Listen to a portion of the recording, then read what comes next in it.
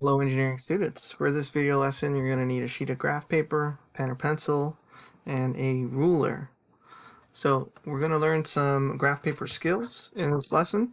And the first thing I need you to do is to line off one of the squares on your graph paper, just like so.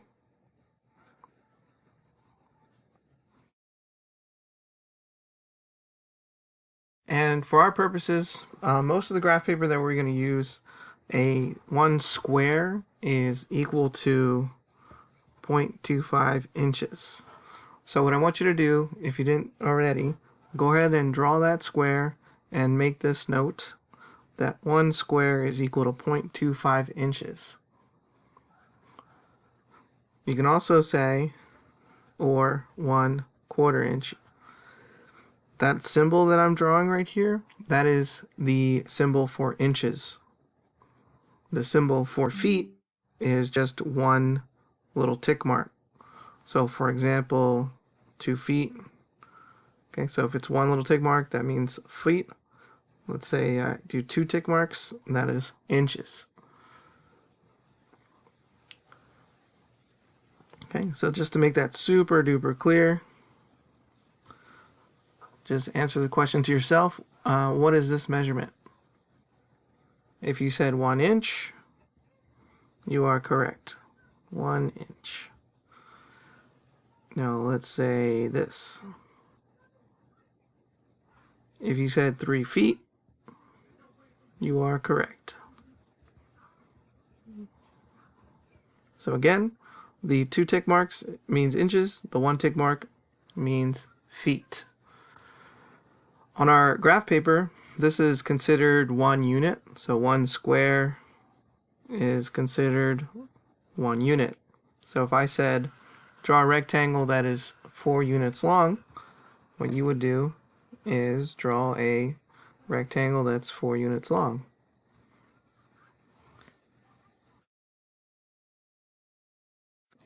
So go ahead and do that.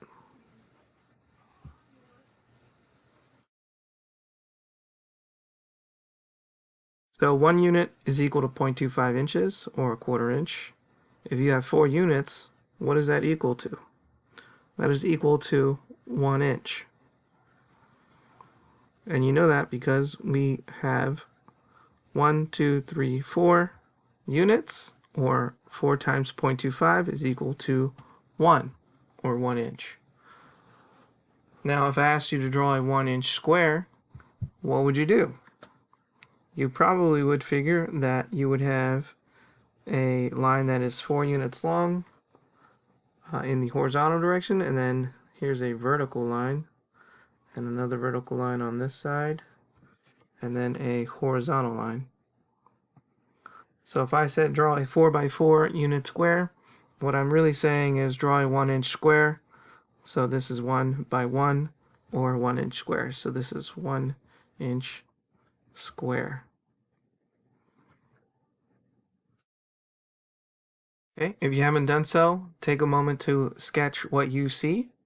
Pause the video and sketch what you see, and then unpause and continue the lesson. So again, while you're following this lesson, make sure that you're pausing and playing and doing what I do on my graph paper on your graph paper.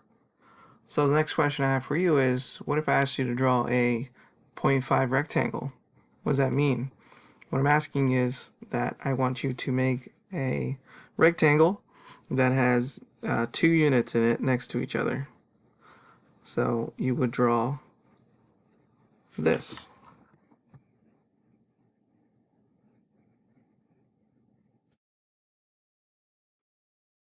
Why is that 0.5? Well, 0.25 plus 0.25 is 0.5.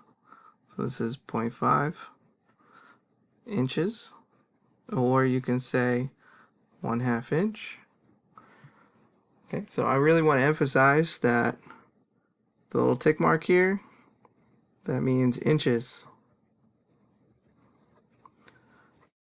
It's a single tick mark, that means foot or feet. Okay, let's take a moment to move on. In this area of your graph paper, we're going to learn 3 different types of sketching shading techniques. So what I want you to do is draw a 4x4 or a 1-inch cube, or I would have said a 4x4 unit cube. So 4x4 would be 4 squares, right? So 1, 2, 3, 4, 1, 2, 3, 4, or 1-inch cube. So go ahead and draw 1-inch cubes. You can follow along with me. So that's 1, 2, 3, 4.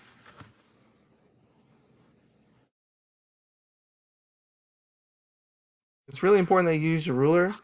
Your drawing should be neat and very sharp, clean, straight edges. In order to make that look like a cube, we're going to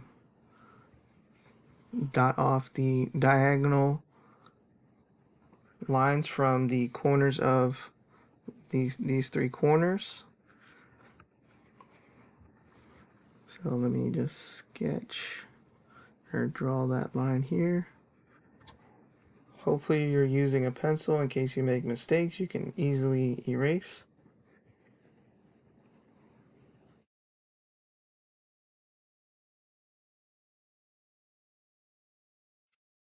So for our first cube, we're going to do something called hatching. Hatching.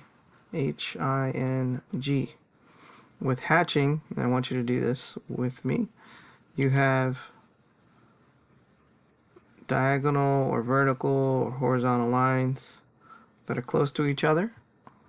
So on the front face, let's say the light source is coming from this direction. That's the sun. Our front face is going to be the most hatched, and it's only single lines. We don't go the other way. I'm going to explain the other one. And then on this face, it's a little bit less.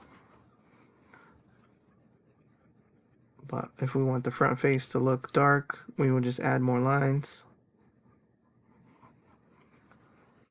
And now let's draw another cube on this side here. So I like to put dots because it kind of feels like connecting the dots. It makes it a little easier for me. So if that makes it a little easier for you, then please also do that. So I dotted off 4x4 unit or 1-inch square. I'm going to dot, dot, dot right here. And again, if I'm going too fast, all you have to do is pause and play, rewind the video. It's like you get to go into the future or the past when you're watching these video lessons with me. And of course, I should be walking around looking at your work while you're doing it, and you can stop me for help. So for this one, we're going to do something called cross-hatching. Okay, so make sure you're labeling them. So this is cross-hatching. With cross-hatching, it's literally the same thing as hatching, but we are going to go in both directions. So watch. So we start by just regular hatching, and then we go in the opposite direction. Then we can repeat to make it darker. And this is just a really fast way to get shading across. Well, that's cross-hatching. Draw one more cube.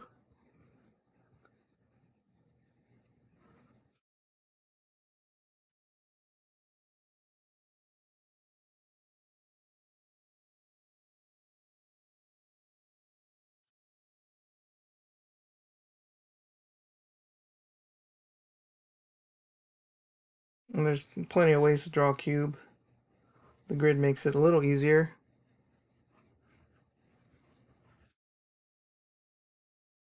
And for this cube here, we're going to do blending.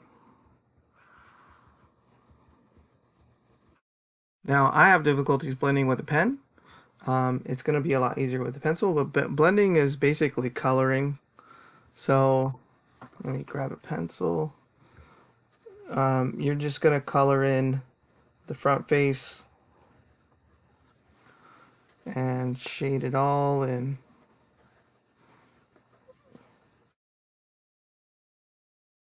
The front face is gonna be the darkest, and then the side here, we'll shade it in, we'll blend it in with a little bit of lighter color. All right, now I want to teach you two line terms, two key terms.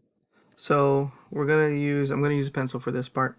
Go ahead and we're gonna sketch another cube, and the lines of the cube, these are called object lines, and that'll be something we're going to talk about a lot, line types. So object lines are the outermost lines and innermost lines that emphasize the shape. So we know this is a cube because it has all of the edges that are darkened to make it look like a cube. So this is a cube, and the lines that made the cube are thick dark lines, and they're called object lines. So take a moment, draw what you see, and make this note. So these lines that make up the cube are called object lines.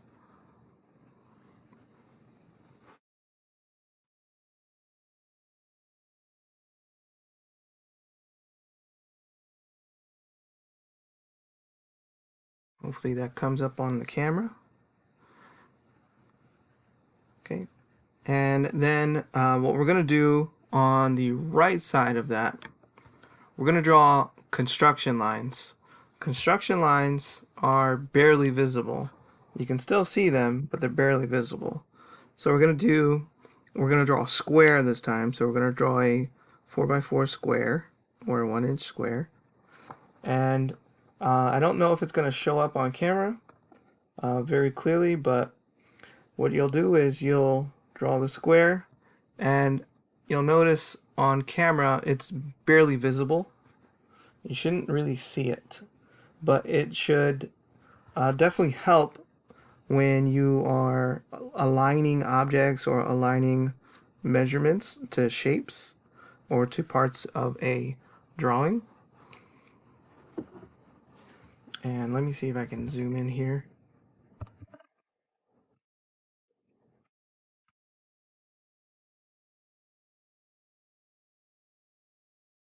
Okay, so you should see the difference between the object line and the construction line.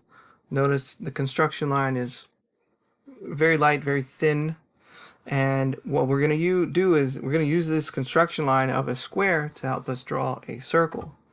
So what you'll do is at the midpoint of all of the straight lines, we'll put little marks, just like so. And we're going to, before we move on further, let's just take a moment and identify that this is a construction line.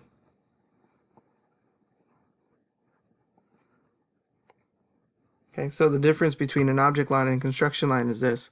So this would be an object line, a nice dark thick line, and a construction line would be a thin, barely visible line.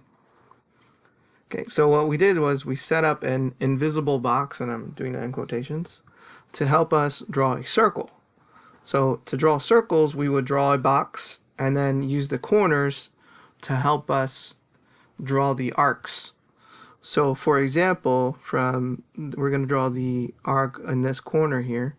Hover over the two tick marks like this, and you're going to kind of practice in the air this round movement. And what you'll do is, once you feel like, all right, I think it's round enough, you'll start to lightly draw an arc between those two marks.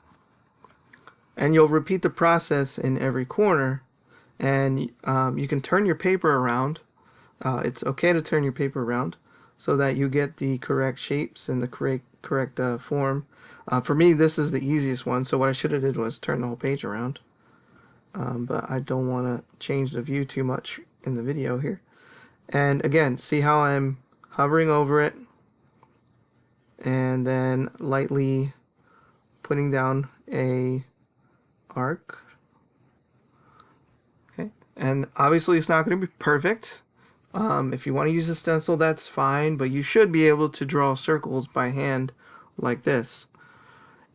Okay, and then you'll turn those construction lines into what type of line? If you said object line, perfect.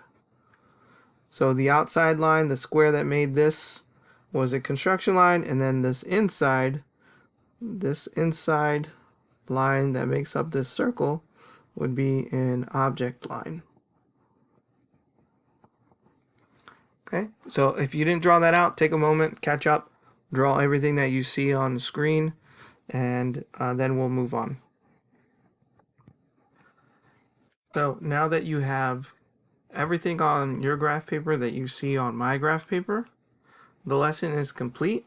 You have learned that 1 unit on a square, 1 unit is a square on a graph paper. It's equal to 0.25 inches. You learned that the tick mark with the 2 marks is the inch symbol. You learned that the 1 tick mark next to a number is stands for feet. You learned about hatching, cross-hatching, blending, the term for the line name for when you're drawing an object. It's called object lines. And then when you're drawing really light lines to help you set up drawings, those are called construction lines.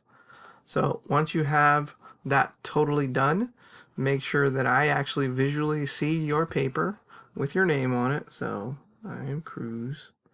And you can turn it into the inbox. I will give it back to you with a grade on it. And this should live in your binder for reference.